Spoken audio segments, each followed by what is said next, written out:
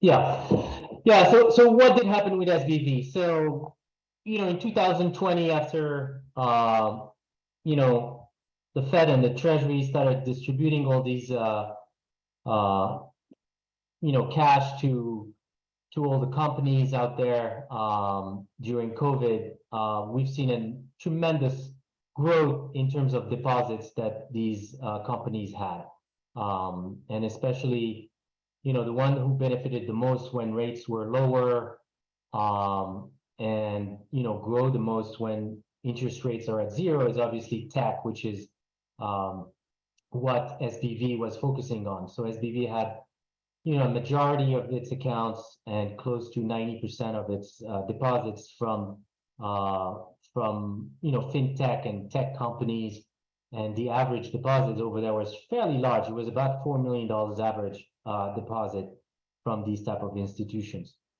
So as you can see here, SIVB, which is the SVB bank, had the most growth in balance sheet. And so at some point, as their balance sheet bloated, they invested in mortgage-backed treasuries, securities, which are kind of a quasi U.S. treasuries, but on the mortgage side of things.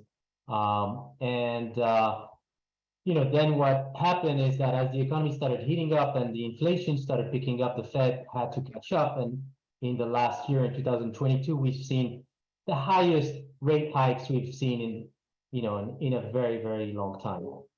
They increased rates by about 400 to 500 basis points, so 4.5 to 5%. And obviously, we live in an economy that is very leveraged and has a high amount of debt. And so now we're starting to see the unintended consequences of what that means. So most bank will be, so it's a little different than 2008. 2008, the bank's balance sheet was full of those, toxic mortgages, and they were, not as prepared, and the regulator didn't have as many constraints on those on the banks, and so it was a very different crisis. In this case, it's nearly, it's the world upside down, because like what these banks had was actually U.S. Treasuries, which is the best quality paper that you can have on your balance sheet. The problem is that when you buy these things at 1% and then the rates go to 5-6%, well, you create losses on your balance sheet even if you own these. So you have to make the distinction, and we'll come back to that, between medium-sized banks and large banks, because in 2008, after the crisis, Dodd-Frank and all that put some very constraint and restriction on large banks, which are sometimes called GSIB, which is global systematically important banks, and those have to show carte blanche to the regulators on a regular basis on a lot of different ratios. They have to have, don't want to go into too many details and whatnot, but like tier 1 capital ratios, LCR, which is going to be important in this case, which is the liquidity coverage ratio, which means that these banks, these very large banks, need to have 30 days of liquidity on hand at all time. And they have to show that to the regulator on a monthly basis. Same thing in Europe, that's on a quarterly basis. The problem is that, so the large banks are now more constrained and in a way safer. They're also much more diligent in the way that they function. So some of you might have heard that there's a lot of acronyms, so I apologize for that, but there's been a lot of talk about like AFS and HTM. AFS means security available for sale, and HTM is securities held to maturity. So those are basically when they buy those treasuries or those HQLA, high liquid quality assets, the banks put them off balance sheets into these two buckets. Most of the large banks are sophisticated enough and use derivative products and swaps to hedge that risk. So if they buy a treasury, which is a fixed coupon, they're going to basically pay a fixed coupon in swap and receive floating. So then they have a floating rate and a lot less interest rate risk. And they can hedge the AFS side of things and not so much the HTM side of things for accounting reason. And again, I'm not going to go into the details. Please feel free to hit me afterwards or anytime if you really want to go into that. So big banks are a little more secure because they have more constraints and they're much more sophisticated at hedging against that. On the other side, the small and medium-sized banks, a lot of those constraints were taken out in 2018 and made them a little weaker. And so when they bought those securities, they didn't hedge well, and then they created massive losses in their portfolio. And that's what created the downfall of SVB, because people started worrying about that, and then all that cash that you see here that they got in 2020 and 21, in 2022, all the tech space collapsed, right? Because when rates go higher, the worst sector to be in is tech, and therefore they started drawing on all the liquidity they had at the banks. They started pulling the deposits. So they pulled so much deposits that SVB was forced to sell those security that was keeping off balance sheet, and now they created a loss. And then people started seeing the loss created, and the sophisticated account went in and started, it's been wildfire. And as I was saying before, in our little pod, nowadays with Twitter, with all the information in the world getting to everybody on their cell phone in a heartbeat, it's been a massive exit last Thursday. So to give you some perspective, SVB had 42 billion in one single day that people wanted to take out of that bank. Last time we had a run on the bank on the biggest bank in the world, which was WAMU Securities, that you see, that was a 307 billion bank, which was not a small bank, but that was during the financial crisis. It took 10 days and 16 billion of people taking 16 billion over 10 days to create that bank run. So you can see the sharp difference in the modern world we're living in, where things just go like wildfire. And so the Fed had to take over, the FDIC had to take over SVB last Thursday night. They put them into receivership, and then the next day, Signature Bank went out, and then thank God there was a weekend, and then the Fed and the regulators over the weekend, I think, did the right thing in coming in strong and guaranteeing the deposits from SVB and Signature Bank, because if not, Monday would have opened even more of a catastrophe. So it's not a bailout, a traditional bailout, if you will, because there's no taxpayer money that goes into this. It's mostly whatever is left at these banks, and then the FDIC has the FDIC is basically an insurance, and all the banks are forced to buy insurance from that. So a lot of the premium that are paid are put in a fund, and that fund is about 120 billion. So a lot of those deposits that were back are coming from that money, and not the taxpayers' money so far.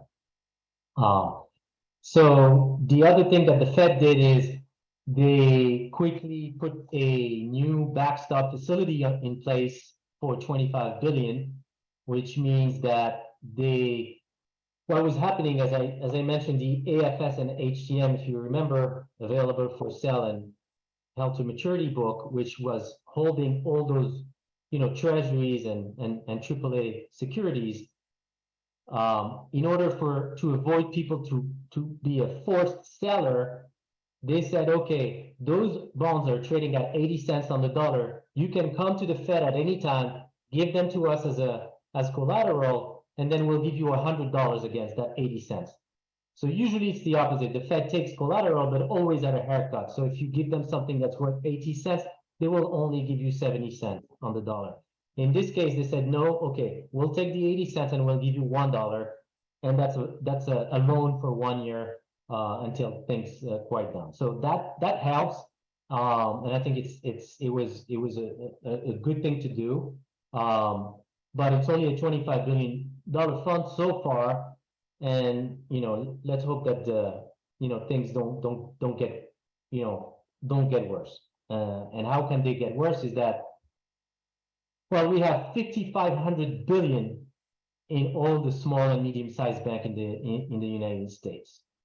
So if all that money was moving at the same time to the GC bank, the Bank of America, Chase, and whatnot, it would be problematic. So at this point, I think that we're seeing it. Those small and medium-sized banks are having issues, and seeing deposits moving away from them. Yesterday, the Bank of America announced that they received about 15 billion from various players out there. The federal home loan system, which is also kind of the Fed of the small and medium-sized bank. It's not a government entity, it's a private entity, but it's like a cooperative. Has also raised 250 billion to kind of help and come to the rescue of those small and medium-sized banks. And so at this point, I'm going to stop and see if you guys have questions, and then I'll go into what are the consequences of all these things. But I think, the conclusion for you guys is, definitely if you have uninsured deposits, meaning deposits that are above $250,000 at any of those small banks, check how is that small bank, how is the balance sheet of that small bank. You can look at their 10K, you can look at, bank analysts and try to understand what's their portfolio, what's the losses they have here. There's an example of the, the losses that those banks have in their mark-to-market portfolios. And then try to move away the money that is uninsured, right? For your safety. And I think that's what's happening right now. You see a lot of people moving anything above $250,000. There's also some new banks like Mercury or Brex, which are not banks, they're technology companies in a way that guarantee, up to $2 million. And so people are like, how can they guarantee me $2 million in FDIC money? Well, what they do is that they take your pool of money and then you have one account with them, but then they split it to a multiple blank. So if you had $1 million, they would split it 4 times into FDIC insured banks out there for you, so your money is a little protected. So some people that have used that, they use what we call I think it's called the sci-fi network. That's been created over the last few years. It's fairly new banks, but or technologies, and then the other ones are just going to move it around to probably the JP Morgan, the Chase, and whatnot, and we're seeing it as we speak. The consequence for that is that, because small banks deposits, they make loans to people, and so the less deposits they have, the less loans they're going to be able to make. I mean, I don't know about you, but like, for my real estate stuff, most of the time I get the better terms and loans from the regional banks and the local banks and the credit unions more than the Chase and the JP Morgans. And so that's probably going to tighten a little more. It was already tightening, obviously, after the Fed started raising rates last year. And some people started slowly getting a little bit in trouble in some of the multifamily, for example, where some capital calls were coming, and anybody who bought like 2.5 to 4.5 cap rates are feeling the heat right now. And so a lot of these banks had started reducing the loans that they're making, and now I think it's going to impact them even more in reducing. So that means that less growth, less loans, and therefore less growth, and probably more complicated for small businesses and real estate.